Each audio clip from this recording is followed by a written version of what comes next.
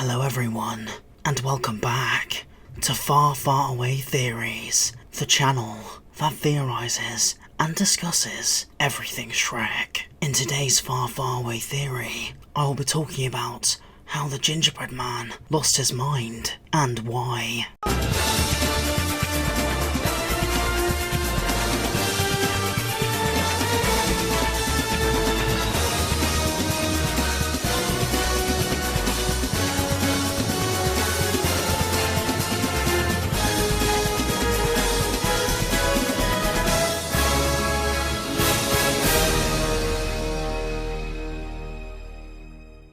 So to start off this Shrektacular theory, I have to go over Gingy's backstory, to really delve into why his character changed so much, and in my opinion, for the worse. In Shrek 1 and Shrek 2, the Gingerbread Man is definitely at his best. In the first movie, the Gingerbread Man defies Lord Farquaad when he's interrogating him, only breaking when Farquaad threatens his gumdrop buttons. Tell me, or I'll... No, not the buttons! Not my gumdrop buttons! I personally think this is the first bit of trauma that adds to Gingy's character, and it's part of what mentally strains him later down the road. As we see from the beginning of the scene, Lord Farquaad was dunking him in milk and softening him up, and we don't know how long this went on for, but I can imagine for the Gingerbread Man, this was very traumatic and scary. Farquaad also degrades him and threatens to take away his most prized possession, his gumdrop buttons. From what Gingy also said about Mongo's gumdrop buttons in Shrek 2, we can tell that they are extremely valuable to gingerbread men. I covered this in my last theory. I'll leave a link to it at the end of this video,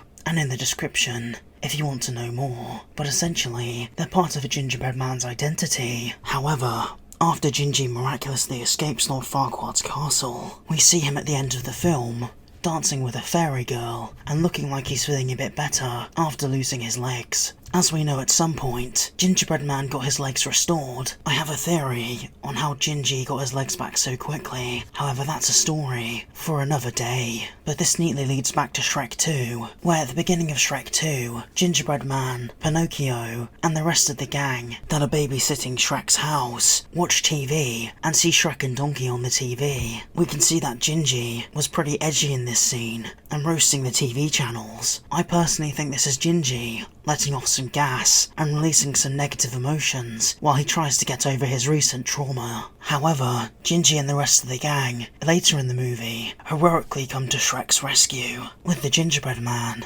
having plenty of time to shine. Gingy also assists Shrek in fighting the fairy godmother and trying to keep her wand away from her. However, Shrek 3 is when Gingy starts to go off the rails. His personality seemingly completely changes, and he's obsessed with being a cutesy, silly joke-making baby lover. There's nothing wrong with liking babies, but Gingy's just cringy about it. And when I first saw Shrek 3, I got swept up in the awesomeness of the movie, but on rewatching, I noticed how weird Gingy was acting, and over the years, it's really bothered me. I like Gingerbread Man because, even though he's a little gingerbread man, he's not afraid to do what's right and stand up for himself. He even protected all the fairy tale creatures in the first movie to his utmost by doing his best to not reveal where they were to the maniacal Lord Farquaad. Shrek 4 doesn't really do anything good for him either. He's at Shrek's party, and then we don't see anything else of the real Gingy, because for the rest of the movie, while Shrek's in the alternate universe, there is a different, more barbaric gingerbread man who is very interesting. However, he gets eaten by the chubby Puss in Boots, and that's the end of him. Oh, were you going to eat that? And that's about all we see of Gingy. However, now, I'm going to explain what I think changed the Gingerbread Man, and what made his personality so different in Shrek 3. To begin, I think Gingy's trauma is the main catalyst that changed him. From what we can see in Shrek 1, Lord Farquaad really hurt him and mentally scarred him. He also physically injured Gingy by breaking his legs right in front of him and throwing him in a bin. However, that wouldn't be the end of the trauma, because in Shrek 3, when Charming threatens Gingy again, Gingy has flashbacks with his life flashing before his eyes, and to be honest, some of it doesn't really make sense. However, I think that's because Gingy's losing his mind a little bit from the fear. However, this shows that the trauma really affected Gingy, and I think this is what really messed him up. In addition, I have a really interesting theory within this theory. A strange question, and some thought it might have been a plot hole, was that when Shrek, Donkey and Puss are in the jail in Shrek 2, Gingy and the gang get to Shrek in seemingly minutes, when it should take days upon days to get to far, far away. However, I've theorised that Gingy signed a magical contract to teleport the gang over to where Shrek was, to save them in time. And what character in the Shrek universe that we know of, apart from the fairy godmother, dabbles in magic, and especially magical contracts? It's the one and only Rumpelstiltskin. As we know from Shrek Forever After, the fourth Shrek movie, Rumpelstiltskin has a little cart that he moves around in. He travels around trying to scam people into signing his contracts so he can gain from them by having things over his victims or getting some sort of compensation for his magical contracts. He's also seen dumpster diving to try and find stuff that he can use or eat, or maybe he's trying to find money. We don't really know, as he's a very mysterious character. However, with his cart, it implies that he moves around to different regions of the world to look for victims that he can trick into signing his contracts. So I think at the time, Gingy must have heard that Rumple was in the area near Shrek's swamp. Perhaps he settled in Duloc for a short amount of time, and the gang went there in search of Rumple. When they found him, Rumple was more than happy to make a contract for Gingy. However, as we know with Rumple's contracts, there's always a price, and the price is normally severe. I think Rumple saw the Gingerbread Man as a joke, and he wanted to really screw him over.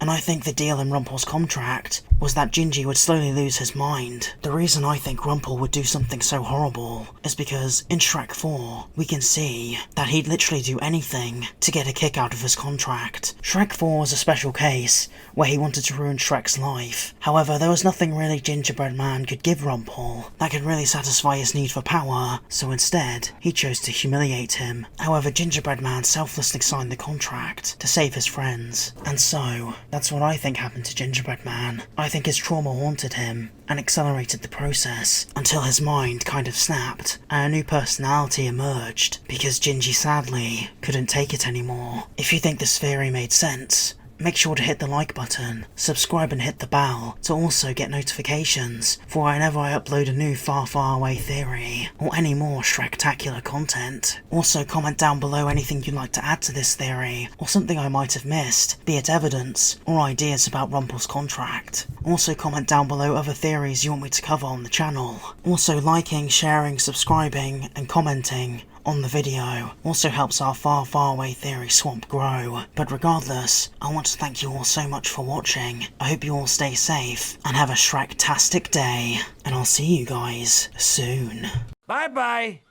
See you later.